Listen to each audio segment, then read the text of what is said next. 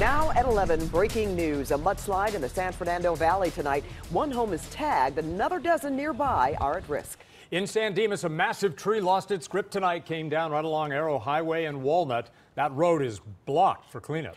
And new mandatory evacuations on the way. Deputies are going door to door in Malibu tonight, warning thousands of people to get out. 2 more storms are coming and things could get real bad real fast. We have team coverage tonight, beginning with CBS 2 meteorologist Evelyn Taft. Evelyn. And Pat, Jeff, as we get a look at radar right now, you'll see a few leftover showers. But as you mentioned, we've already seen flash flooding and debris flows. We could see more of these slides as we head into tomorrow. At this point, it's the calm between the storms, a few leftover showers and snow showers. But I'll tell you, after the morning commute tomorrow, that's when we're expecting that rain to really start to pick up. At this point, it's quiet, even first thing in the morning, quiet around that morning commute, but it's going to be after 8, 9 o'clock where things really start to ramp up for us. We are talking flash flood watches, winter weather advisories, winter weather warnings all in place. So we're going to take you through all of that. I will tell you, rain expected through Thursday at this point.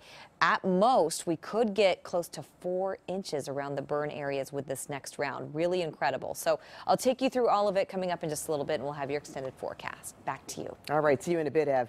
Now to the San Fernando Valley, where a mudslide damaged a home tonight, and it's threatening a dozen more. CBS 2's Crystal Cruz is live in Encino, where mud did some noticeable damage. Crystal. Hi, Pat. Yeah, in fact, 14 homes now under voluntary evacuation. Behind me, you can see yellow tape up. The authorities don't want anyone going up there because that's where the danger zone is. Here is some video from one of the homes that was affected. Let's show you right now. Incredible. The front of the home here in Encino was taken out by a debris flow. You can see the mud and a love seat and some broken trees. Now, the main home has been yellow tagged, and the people living there are staying somewhere else tonight. The guest house, that was red tagged because the storm actually moved it off of its foundation, this according to firefighters. Now, we spoke to the homeowner just a short time ago. And we were just on our way home, my grandson and I. But if my grandson had been in the guest house, it would have been horrible because it was totally covered in mud. A grading expert is expected to return tomorrow morning to take a better look at the hillside where these 14 homes are now under voluntary evacuation. I'm Crystal Cruz, live in Encino tonight. I'll send it back to you in the studio. All right, Crystal, thanks. Now we go across the mountain. Many people who live in Malibu are packing up tonight. Evacuation orders have just been issued for the Woolsey fire burn area. Here they are. They go into effect tomorrow morning at 8 a.m. Specific properties in the following areas are going to get door knock notifications tomorrow. They include Caroll Canyon, Latigo Canyon, Trancas Canyon, Malibu Lake, all of Ramirez Canyon Road, and Paradise Cove. Paradise Cove, that's where CBS 2's Rachel Kim is live tonight with more. Rachel. Yeah, hi, Jeff. LA County Sheriff's deputies just left here after going door to door, giving residents these mandatory evacuation notices. They want folks to be ready, packed, and ready to go. Hey, good evening, good evening, good evening. LA County Sheriff's deputies paid residents at Paradise Cove Mobile Home Park a visit Monday night, giving them mandatory evacuation notices ahead of the major storm expected Tuesday. Are you ready to go? Yeah, we were ready during the fire too, but we didn't leave. We stayed through that. So, but like I say, I'm retired from the fire department from years ago, and we'll be watching. We went along with the deputies as they warned resident after resident, most who told them they were staying put. Just so you know, it does make the job a little bit more difficult when people do. Yeah, I know. We lost everything in the fire, so we're not leaving this time. In another part of Malibu, the bulldozers had done their jobs clearing the roads at Clover Heights Avenue and Harvester Road. City crews had built a wall of sandbags to protect homes vulnerable to mud and debris flow in the Woolsey fire burn scar. Byron Jensen and his wife went for a walk when the rain stopped to check out his neighborhood. They tell us they live between 2 gullies, so their home is fortunately not in the path of any possible mudslides. Well, our concern is that the mud will flow over the top of the road, and then it will make it difficult for us to get in and out of the neighborhood or in and out of our house, and we won't have easy access. Again, mandatory evacuations will begin at 8 a.m. We also want to mention that Malibu schools will be closed tomorrow. Reporting live tonight in Malibu, Rachel Kim, CBS 2 News. Good news tonight for people in the Holy Fire burn areas in Riverside County. Evacuations have just been downgraded from mandatory to voluntary. And many who live in the fire-scarred area are using K-rails and sandbags to keep mud out of their homes. They are also preparing in the burn areas of Santa Barbara County. About 4,000 people have been told to evacuate. Officials there say debris flows are very possible, and that warning comes a little more than a year after last year's devastating mudslides in Montecito. The Grapevine is moving again tonight. Earlier today, heavy snow and ice forced Caltrans and the CHP to shut the 5 freeway down for hours. CBS 2's Chris Holmstrom has a look at cars that got stuck and people who were stranded. What a day it's been out here. Crews, they're still out here clearing off the roads, but I want to show you something. Earlier today, it was all snow. As you can see now, that snow quickly turning into slush. This was the scene up and down the Grapevine. My tires wouldn't catch, so my brakes wouldn't let me stop.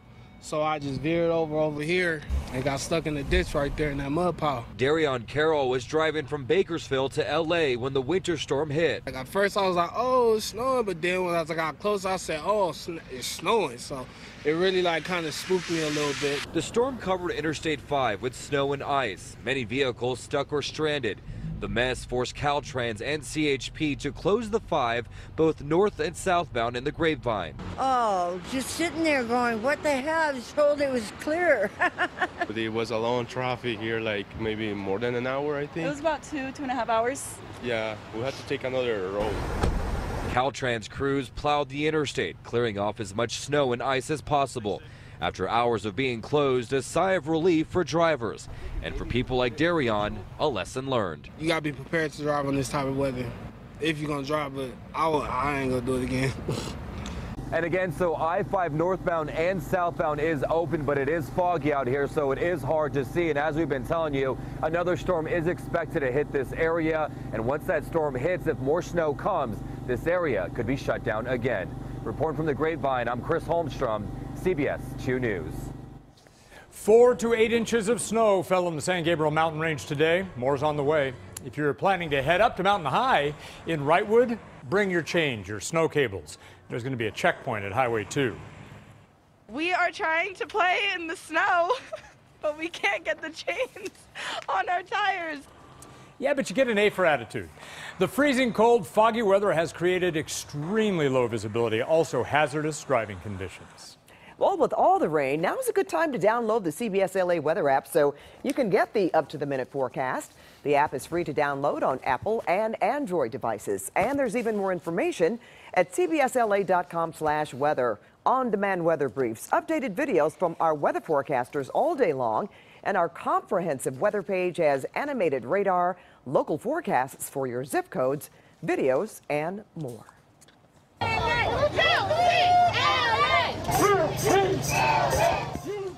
There were picket lines and rallies all over Los Angeles today. Teachers went out on strike, and the walkout will continue for a second day tomorrow. The teachers walked off their jobs for the first time in 30 years today, and 2/3 of parents kept their kids home from school. CBS 2's Tom Wade is live in Silver Lake with an update on where the negotiations stand now. Tom. Well, Jeff, I can tell you tonight that negotiations don't stand in a good place. Right now, there are no planned negotiations going forward, but of course that could change in a blink of an eye. Tonight, we're standing outside of an elementary school that's impacted here in Silver Lake. Parents say they just want this to end. I'm super impressed by how brave the teachers are being and how much support there's been from the community. A mother of 2 students in LAUSD, Erin Ploss Compamore, is supporting the striking teachers. I think the handling of the strike is terrible. The fact that we've gotten to this point is really upsetting. Fighting for students! Fighting for students! Thousands of LA Unified teachers and supporters descended on Grand Park downtown in the pouring rain in the first UTLA strike since 1989. They first rallied across from City Hall and then marched to district headquarters about 1.5 miles away. Mariana Mitchell-Cusack has been teaching 3rd grade for 20 years. Of the issues that are on the table, what matters most to you? Smaller class sizes, and definitely more counselors and more nurses. District Superintendent Austin Buettner earlier today, and tonight he tweeted this: the strike won't create the funding we need to boost teacher salaries or hire new educators. 90% of the funding for our schools comes from Sacramento, the state capital, which Los Angeles can't control. Mayor Eric Garcetti also weighed in. We saw the peaceful protest of tens of thousands of teachers. During the strike, the district scrambled to accommodate students. At Marshall High School, freshmen and sophomore students were brought to the auditorium. Gina Pollock, who took this picture, said the principal would be teaching a basic curriculum. He said students might not like it, but it's better than putting on a movie. And this picture shows students at an elementary school in South LA outside playing board games. And the district reported today that only about a third of the students showed up for class today. That count was incomplete, but they estimated that's about the number that did show. As for negotiations, I reached out to the district and to the union. Both are waiting for the other to come back to the table. We'll keep you posted. Reporting live in Silver Lake, I'm Tom Waite, CBS 2 News. All right, Tom. Speeding, then stripping down. A bizarre pursuit today in the middle of the storm. Plus, chilling new details in the case of a kidnapped teen and her murdered parents. A county-owned tree caused thousands of dollars in damage. When they refused to pay up, it was time to call 2 on your side. Several inches of rain on the way as we head into tomorrow, just after the morning commute. I'll have your full forecast ahead. And see what may just be the greatest gymnastics routine we can remember. CBS 2 News is sponsored by Nissan. Innovation that excites.